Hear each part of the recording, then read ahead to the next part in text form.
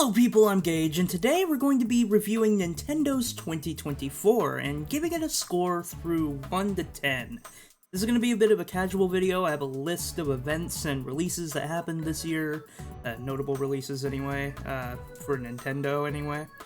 So yeah, let's get started. In January, another Code Recollection released. I don't remember hearing too much about this game. I know it was 2 remakes and a package, and Nintendo saw that as like a really good deal to them. So they decided to release it for $60 freaking dollars. This series that almost no one has heard of except for the people who actually played it back in the day. And me personally, I had never heard of this series until, well, when they announced it. And when I saw it, I was like, okay, it looks pretty, but like, probably not my kind of thing. And then I looked at the price of it, and I was like, wow, that really isn't my kind of thing. Like, I get it's 2 remakes, Nintendo, but it's for a franchise that no one cares about. You gotta chop down the price somehow. Like, I would rather, as if I was running Nintendo, I would rather have more fans buy a game and make the exact same amount of money as I would if, like, okay, let's have an example here. Let's say a game we have sells like 1 million copies, and it's $60. I would much rather that game be cheaper and more people buy it and me make the exact same amount of money. Like, I would rather that happen.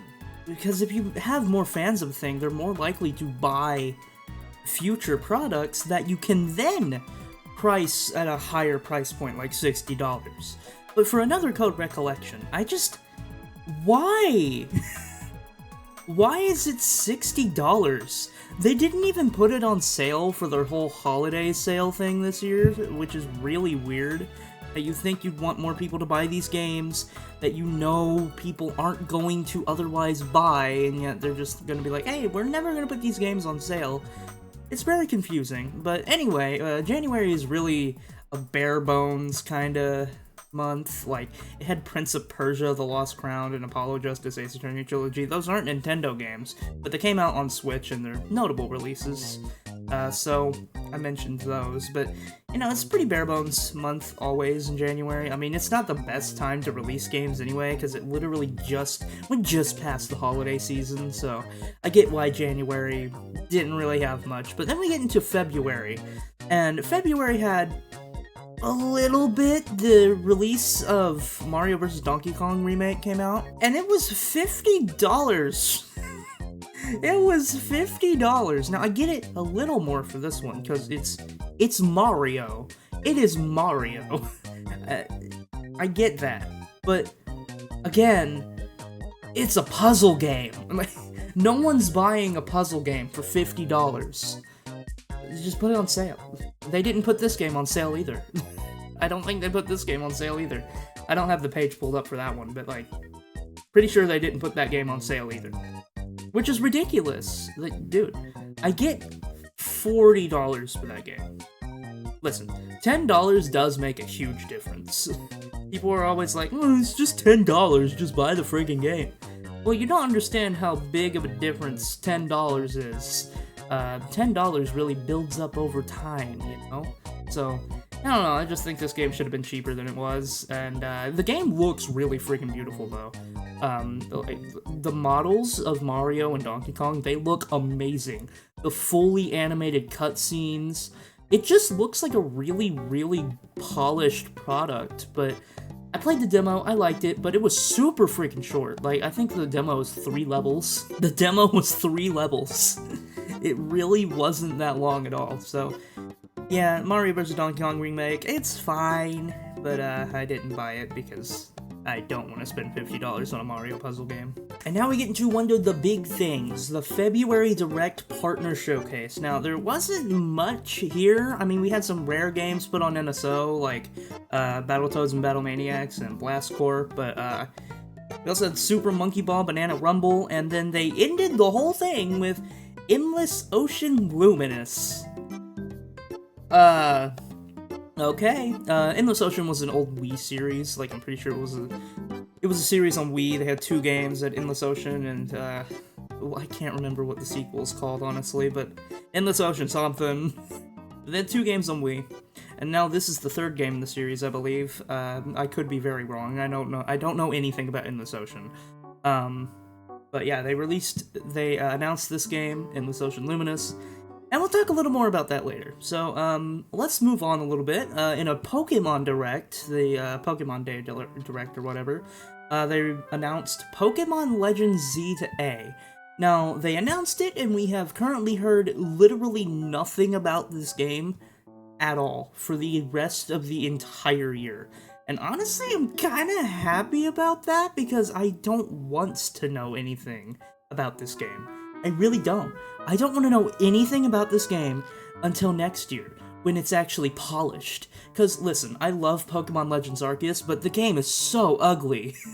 It is so ugly. It looks horrible. I can't remember much of, like, the areas. I remember I liked the character models, they all looked fine, but, like, the areas themselves, just, like, every single thing on the ground looked disgusting. Like, it all looked muddy and gross, and, you know, I don't know. It was just a very gray and brown kind of game. I didn't really like the look of that game much. I might be completely misremembering this thing, but, like, I don't know, I don't remember it looking too good, but it played very well. I loved how Pokemon Legends Arceus played. It was such a fun game. It just goes to show that, yeah, gameplay matters over graphics, because I definitely really, really enjoyed Pokemon Legends Arceus. It was a great game. Just running around catching Pokemon like you do in Legends Arceus, it was super freaking fun. I really hope they kind of do the same thing with this game. I'm kind of expecting them to, though I am kind of also expecting them to make you run around and try to find like 100 Zygarde cells or something. Just like turn the Zygarde cells into Korok puzzles and let you roam free. So I'm kind of expecting that, but I think that'd be really funny if they did that. Moving on Mario Day, they announced the release date for Luigi's Mansion 2 HD and Paper Mario The Thousand Year Door. They also announced that the sequel to the Super Mario Bros. Movie was now in production. I don't think that surprised literally anybody. Every single person right after the freaking Mario movie just released and everybody watched it, everybody was like, they're making a sequel, I mean, come on. I liked the Mario movie, it was fun. The Easter eggs and stuff in it were really fun. I do think they should try a little better with, like, the pacing of the movie. But the pacing of the first Mario Brothers movie was awful. It was so fast. It needed to slow down a little bit. And that's not something you'd usually hear from me, like, you'd usually want me to, like... Usually I'd say something like, come on, it's so slow, just speed up, get to the good part. But, no, with the movie, it was like, slow down a little bit, calm down, we've seen too much. Have a moment between these characters, let them talk. Let them interact.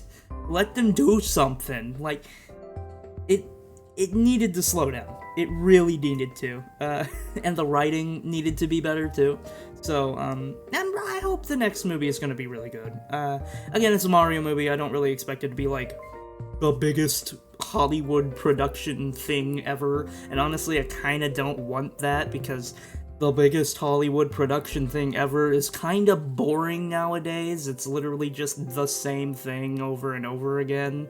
So, you know, do what they did with the Mario movie, but, like, fix some things up, and, that's it. That's all I care about. And make the post-credits scene not horrible. Like, the last one was literally just a Yoshi egg for, like, 3 seconds, and that's it. I'm not even joking, that was the post-credits scene. It was just like a Yoshi. It was just a Yoshi egg. We have already... The Yoshis were in the movie! They were in the movie for, like, 2 seconds. It was stupid. It was so dumb. Princess Peach Showtime released in March to an astounding... It was not my thing. I played the demo, and I remember it being super boring and slow. Like, it was obviously made for little kids, and that's fine, but for people who did look forward to this, it must have been super disappointing to them. I remember it took a while to load, and the performance wasn't great either, so those are just a couple things I remember from the demo. I do like the transformations, I think they're fun, but, like, the game was too easy. It was way too easy. I would dodge attacks without even knowing what I did.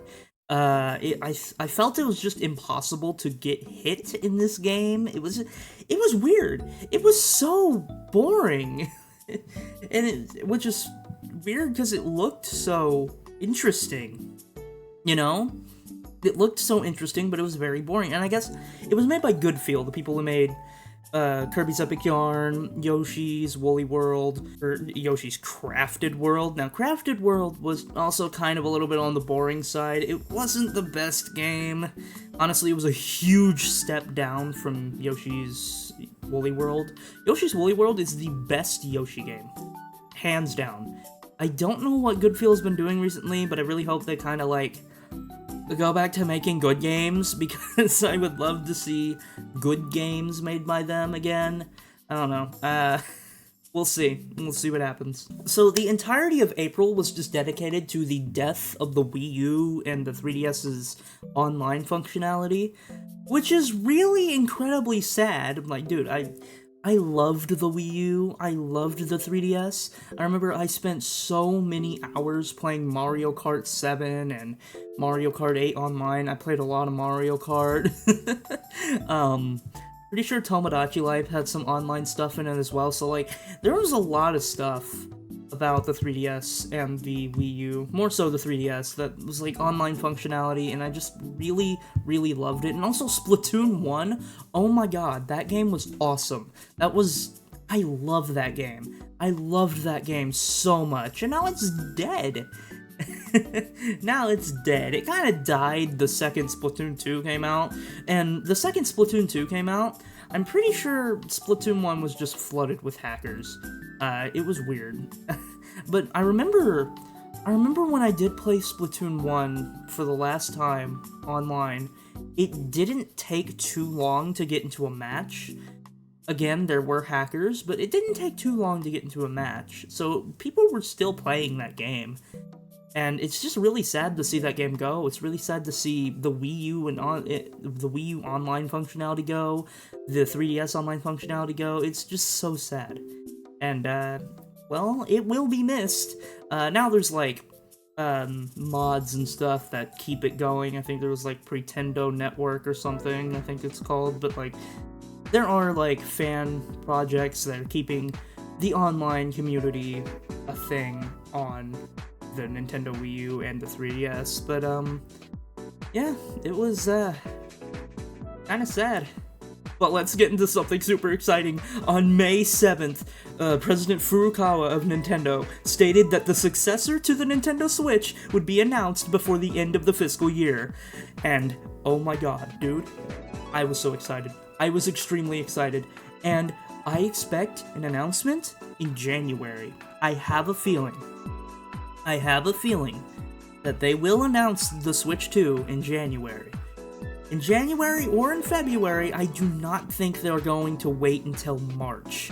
It would be a really dumb idea, especially with all the leaks and stuff we already have going on right now. They need to preserve the hype of this thing and actually just give us a trailer.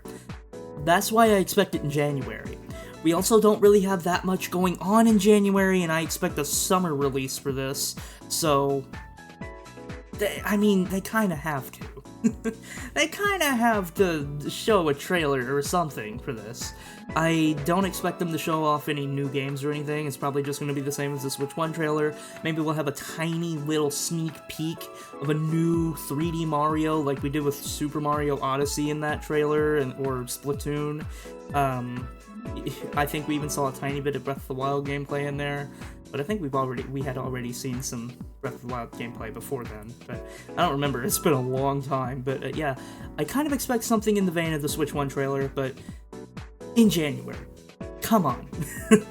Come on, it's happening. So on May 20th, Nintendo acquired Shiver Entertainment. I put this here because I kind of wanted to talk about it a little bit. Like, they're known for working on ports to the Nintendo Switch. So, their track record is very meh. Like, these people worked on the Mortal Kombat 1 port, so I don't know why Nintendo would like to acquire them, or why they did acquire them. They bought them out. I don't know why they did that, and they haven't seemed to have done anything with them, like, at all. Maybe they bought them to kill them? Like, what did they do? Maybe they're getting them to work with third-party companies to port things to Switch too. That might be what's happening, but I don't know. It's just curious. It's a bit weird. I don't know. We'll see. On May 23rd, though, finally another exciting thing happened. Paper Mario: The Thousand-Year Door released, and oh my god! I'm so happy. This game, I bought it day one, for one thing. I played it. It was really freaking good. The story captured me instantly, and the gameplay captured me instantly. It's probably one of the greatest games I have ever played. I said this in my collection video, yesterday. Yeah, I'm recording this and uploading this on, like, the same day. I'm insane. But yeah, Paper Mario Thousand-Year Door is a really freaking good game. If you haven't played it, go pick it up and play it. It's just an amazing game. It deserves all that it receives. There's almost nothing bad about it at all. There's, like, one bad thing about the game, and it's the side quests, and how you have to, like, backtrack constantly, because you can only pick up one side quest at a time. So yeah, that's, like, the only bad thing I can think about with that game, just the constant backtracking with side quests and stuff, but everything else is freaking great. Before we move on, though, I completely forgot to mention the launch of Endless Ocean Luminous. That happened before, Nintendo announced the Switch 2's announcement. I can't believe they needed to announce an announcement. But anyway, yeah, it did horribly. It did horribly. No one bought the game. I think it sold like 20,000 units in a week. That's like as bad as the launch of Mario & Luigi Bowser's Inside Story remake for the 3DS. It was awful. I might be completely wrong. Let me look this up real quick. Okay, so in Japan, it sold around 28,000, a little over 28,000 copies. So we'll just round up to 30,000 copies. So yeah, it didn't do very well at all. It didn't. I don't have any US numbers or anything on here, but like, maybe I can look that up one other day. I don't really have too much interest in it, but yeah, it did not do very well, and I didn't hear any good things about it. I've heard, like, very bad things about this game. I've heard it's not very good. That's what I've heard. I've heard it is not very good. Alright, so now we get to talk about the most exciting thing of the entire year, the June Direct. This thing was amazing. They opened by announcing a brand new Mario & Luigi game. You can't just do that. They opened up the Direct and immediately raised my expectations for the entire thing. So, pretty much by that point I was like, they're probably gonna give us Metroid Prime 4 in this. I kind of expect that at this point. I mean, although there was a point in the Direct, I remember I specifically said, they're showing Metroid Prime 4. I'll try to show that, if I can, but like, there was a moment at some point in the middle of the Direct, I said, yeah, they're definitely gonna show Metroid Prime 4. And I believe it was after the announcement of Donkey Kong Country Returns HD, which is coming out in January of 2025. That is cool. It doesn't look as good as the Wii version. I'm joking. I'm joking. They polished up the models and everything. It does look really good. It's weird that some of the background details are just, like, not there, and some of the special effects on screen just, like, don't show up. It's really freaking weird. I expect this Switch game to look better than a Wii game, and in a lot of cases, it just doesn't. In terms of detail, anyway. In terms of, like, polish and resolution, it looks better. But, like, in terms of detail, it looks not as good as the Wii version. It's kind of weird, but, it still looks good. I'm probably gonna buy it. Oh yeah, before that, they announced Nintendo Switch Sports basketball just randomly out of nowhere, and it was so weird because this game has been dead for like over a year, maybe 2 years at this point, so it was very random. It made no sense. And then right after that, the game just faded into obscurity again, like it just... like, it was there for a second to add basketball, and they were like, okay, we're done now, we're leaving, bye! And then they just disappeared. It was freaking weird. They just added basketball and just disappeared again. Add something else. Give me a flying mode. Give me a flying mode. Or maybe they're working on a sequel. I'll take a sequel. It better have Mii's as the defaults instead of these weird, things? I don't know. Then they announced Super Mario Party Jamboree. I have yet to play this game, but from everything I see, this game looks freaking amazing. Like, it looks so good. It looks so freaking good, dude. I want to play it. And I don't even like Mario Party, but I want to play it. Do you understand how weird that is? I want to play it and I don't like Mario Party. It doesn't make any sense, but then we gotta actually talk about a good thing. Right after this Mario Party thing, well, I guess not right after, but later on, they showed off The Legend of Zelda Echoes of Wisdom, a brand new Zelda game where you play as Zelda. This was insane. This was crazy. It was very weird. I didn't expect them to have a new Zelda game this year at all. And that's why this was probably the most surprising thing in the entire Direct. I expected a new Mario Party in this. I expected Donkey Kong Country Returns HD. It just made sense with the Super Nintendo World area opening this year. So Donkey Kong Country Returns HD made sense to me.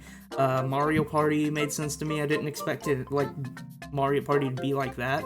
I didn't expect a Zelda game. I thought if we were going to get Zelda anything, it would be a port. It would be, we'd finally get Wind Waker or Twilight Princess, but I'm in my heart, I've kind of always been saving that for the Switch 2, because it's coming next year, and I have a feeling they're... And now, at this point, I definitely think they're going to save those for Switch 2 next year, just to bait more people onto the Switch 2. Just like, hey, here's Wind Waker, and you can play the game. On the Switch 2 only. It's exclusive to the Switch 2.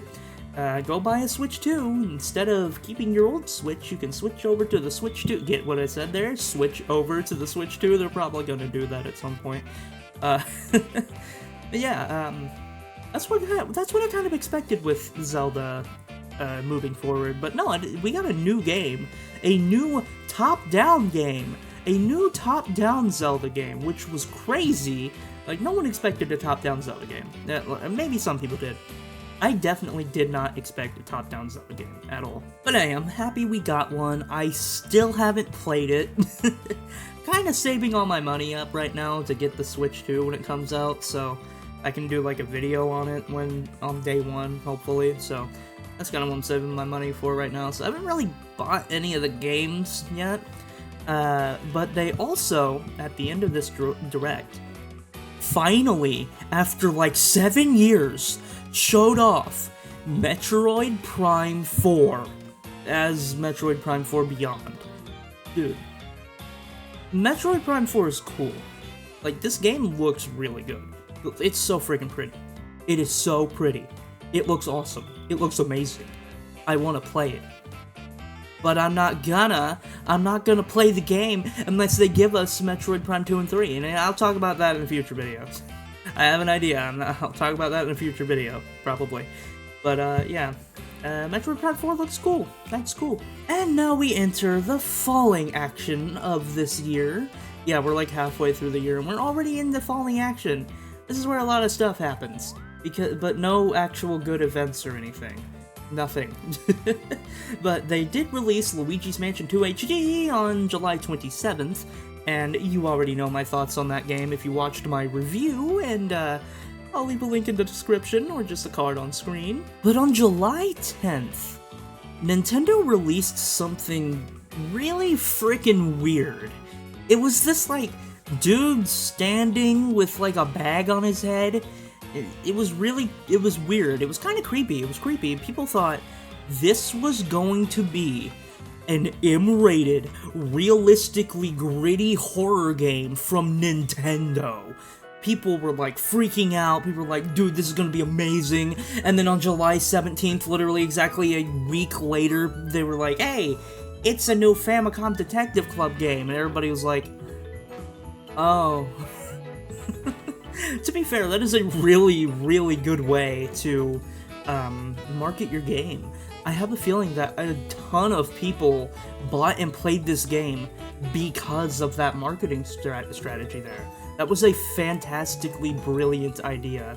I think Nintendo really did a good job on that marketing.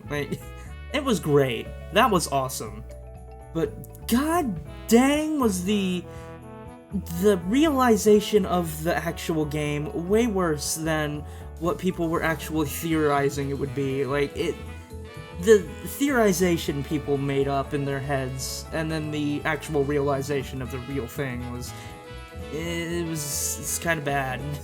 Like, people were thinking like, whoa, Nintendo in horror game, what is this gonna be? Oh, it's Famicom Detective Club.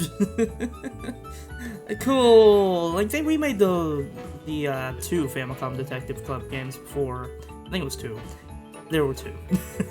They remade those 2. And, of course, they're $60 friggin'. And I don't think there's even a physical copy. What the hell are you doing, Nintendo? And the only physical copies are in special editions. I'm so done. I mean, look behind me. I like physical games, okay? So yeah, that was cool. Emio the Smiling Man, whatever. But let's move on to I guess the launch of the Nintendo World Championships NES Edition. Listen, the physical of this game is pretty cool. Like, you get a gold NES cart that doesn't do anything because it's just a replica. But it was cool. I didn't buy it. I'll get it one day. You know, it's a collector's item kind of thing. I'll get it one day. Hopefully. If they would ever put anything on sale. On August 19th, they did a Nintendo Museum Direct, and you get to watch Miyamoto run around like a happy child, just like running through the museum, playing all the games and stuff. It was cool. I really liked that Direct. But dude, have you seen the Nintendo Museum stuff? Dude, they have a giant freaking Wii Remote plushies. I need those. If someone goes to Japan, just send me one. Just send me a freaking giant Wii Remote plushie. I need that. My freaking Wii Remote body pillow. I need that, please. Then on August 27th, they did like an Indie World / partner showcase. It was actually kind of interesting how they combined the two things to make this one a tiny bit longer than it would have been, I guess. But the only thing I really cared about in that was Yakuza on Switch, because I just thought the idea of Yakuza being on Switch was really cool. That's it. Then on August 29th, Emio released, and then on September 26th, man, we just skipped a long stretch of time. There was a long stretch of time where nothing happened. Echoes of Wisdom released, and I watched some gameplay of it. I thought it looked really cool. Haven't played it. October 9th was really freaking weird because Nintendo was like, hey, do you like sleeping? Well, too bad, wake up. Because they revealed Alarmo.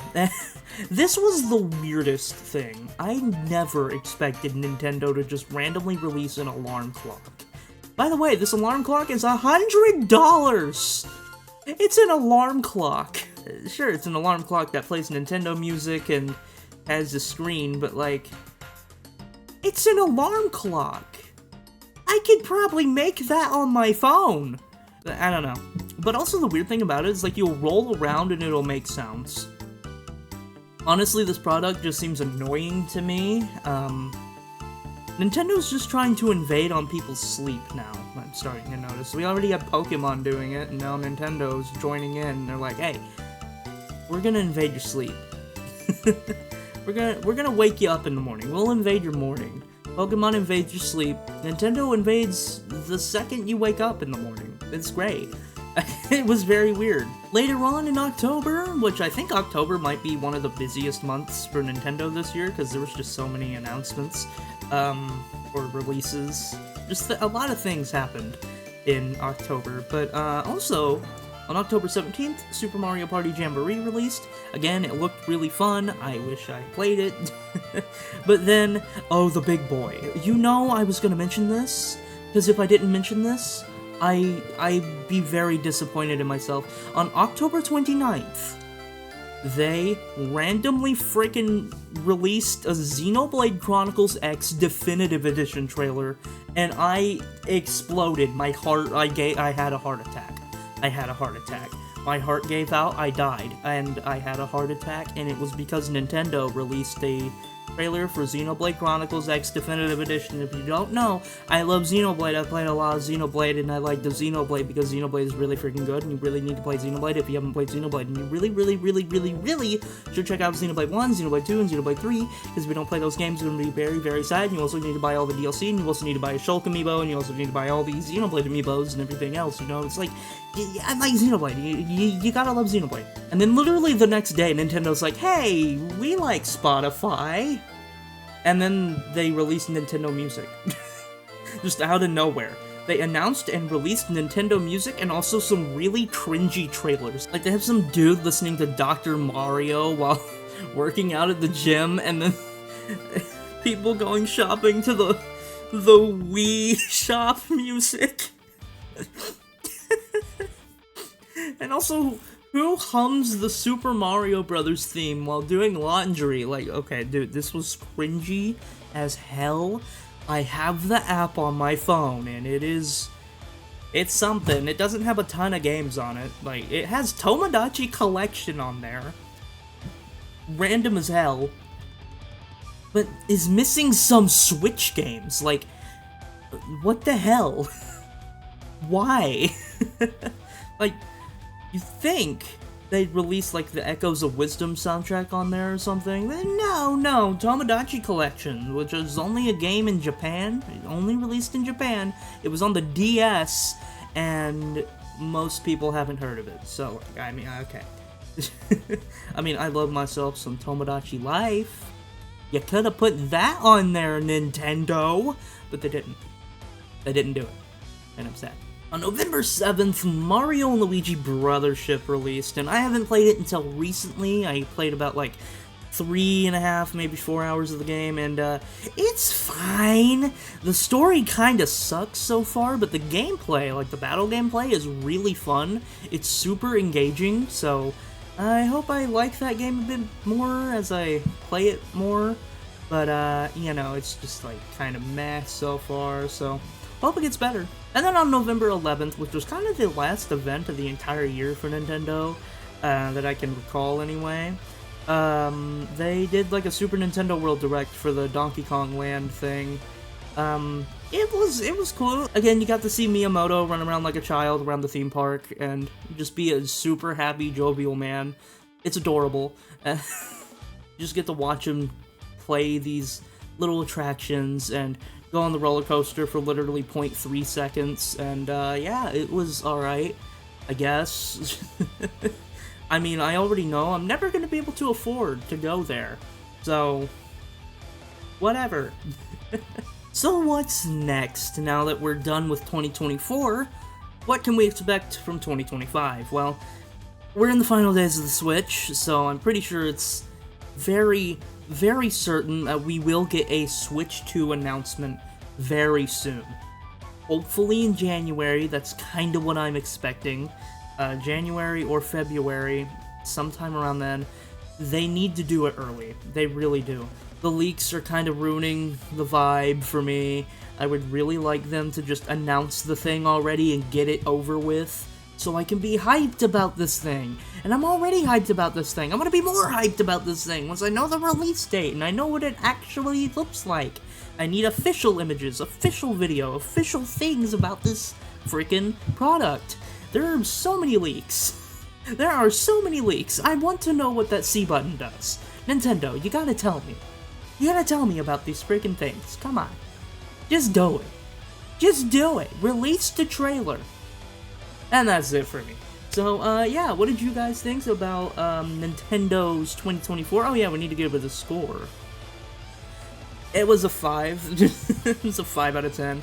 We're kind of in, like, this weird in-between of consoles right now, so I get it not having a ton of, like, huge hitters. We had a couple remakes this year. We had Neo. We had the announcement of Xenoblade Chronicles X Definitive Edition, which I've been waiting for like half a decade now, so that's pretty cool. Alarmo was weird. You know, maybe I'll give it a 6 out of 10. 6 out of 10 seems fair, because we had Mario and Luigi come back, even if it was Echoes of Wisdom was a completely new game. We've had a couple of completely new games this year as well, so like, yeah, 6 out of 10 I think sounds alright. Like, it was a pretty bare-bones year, all things considered, but considering the fact that we have a new console coming next year, and we didn't get absolutely nothing, 6 out of 10 sounds right in my book. It wasn't amazing or anything, it wasn't 2017, it wasn't 2017 number 2, but it was still really good. It was an incredible year, I think, for all things considered. Waiting for though I will say, just waiting for them to announce this stupid console has really been so boring. Like, I want them to announce it already. I'm just sick of waiting. I think people have been sick of waiting for years. But the Switch is showing its age. It really needs a replacement, and we'll have it soon. So, yeah, that's it for me. 6 out of 10 for Nintendo's 2024. And, yeah, that's it. I'll see you guys next time in 2025. Or, I do have a video idea, so maybe I'll upload tomorrow as well. But if not, I'll see you guys in 2025.